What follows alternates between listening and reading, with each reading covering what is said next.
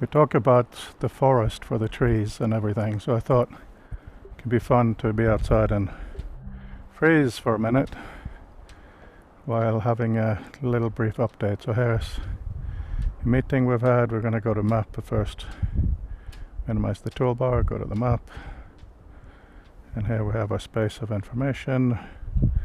We also have something behind us which is quite cool. We started experimenting with context. So for instance, if I now take Jim, and yeah, here we go, Jim, turn him into context, something that would normally have been done, Elijah, on the computer ahead of time, on the Mac. And then we'll do Doug, not Dini, Doug.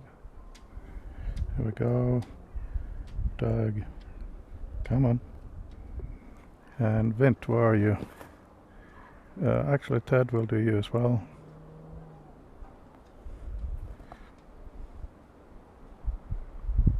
Sometimes that's a bit tricky.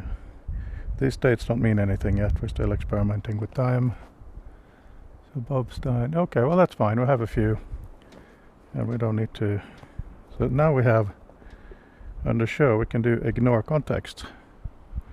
So let's first deselect everything.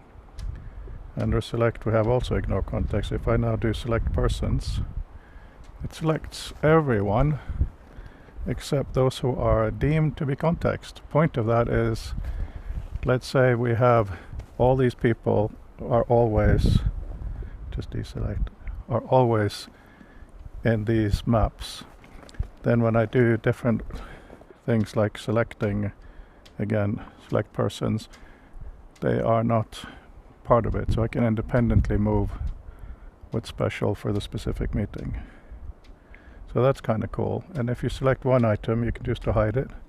Mark down, I'm not interested in that. Hide a starry space, that's cool. I like it. Put it over here.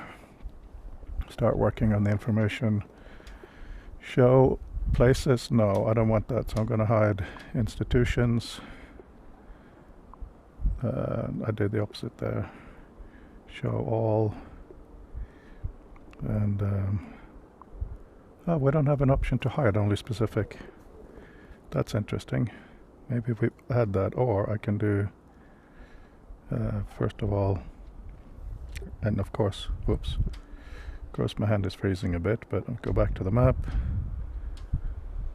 show all, select, whoa, it can get a bit overloaded, select, deselect, okay, deselected, and to show all, boom, everything is back. So now I do select institution, and then I can do show, I cannot hide them. Okay, I need to add that, that's kind of interesting. But we have them, so I can move them over here. Of course I can align them left, align them vertically like this. Depth we're working on, it doesn't fully work yet, but it looks cool. And we can select, deselect again. Having this toolbar is suboptimal. It's not cool. The hand menus would be cooler, but it is actually really, really useful to have as an access. You work, and then you go down. If there's something like reveal, boom, anything that was hidden is now there.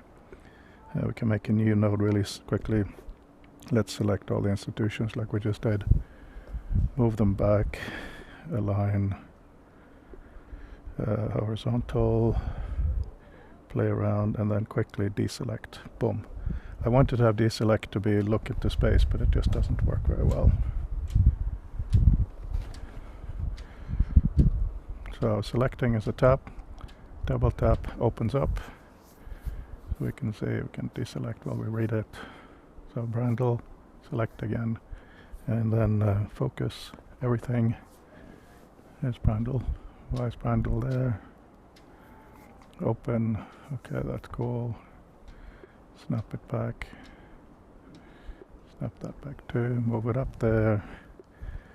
No, I didn't want to do that. I want to show all. So it's quite quick moving things about and select, deselect. Now these were behind me. They serve as labels. What is this one? ELO. That's an organization. Let's try to clean up the organization. So select institutions, align, left, sort, vertical, and then snap them to a plane. The snapping is really useful. That's the plane of origin. That's very much a Dave Millard thing. He said having that mean something behind or in front could be quite useful. So then I just deselect. So there they are. This is obviously leading to Ken. Ken is not visible. Interesting. Show all. Ken, why are you not visible? That's an interesting little bug. So that's what we're doing with the testing. Moving around. HTML can go over there. Quest 3, a piece of hardware. OpenDoc, that's software. So this is the kind of information where you can hide stuff. Dublin Core, let's look at that. Open it, read about it, really high quality. Select it, expect the line to go to Mark Anderson, and select. That's what was going on. There's some logic with the context. Select person. Here we go. Show person. And so you can see there's still some weirdness going on, which is all part of the development. But it just feels natural and easy. CyberDog, why was that there? So I can see what that relates to. And Apple. If I open Apple, that closes. Only one can be opened at a time. Selecting and opening are two separate things. And just for fun, I'm going to put non-Euclidean space on that tree. Boom, there it is. So I walk around, really use the space. AI system, can put that over here. Literary, sure. Art project, any art projects? This one, what's this all about? So you can see the play that comes with this. And now that I'm outside, these could actually go further behind me. And this is very easy, quite accurate to do as well. Hardware, put that there. Now we don't know what to put on the back of these yet. These labels. Maybe the same thing, maybe not. So now I can save this configuration, do that again, plus.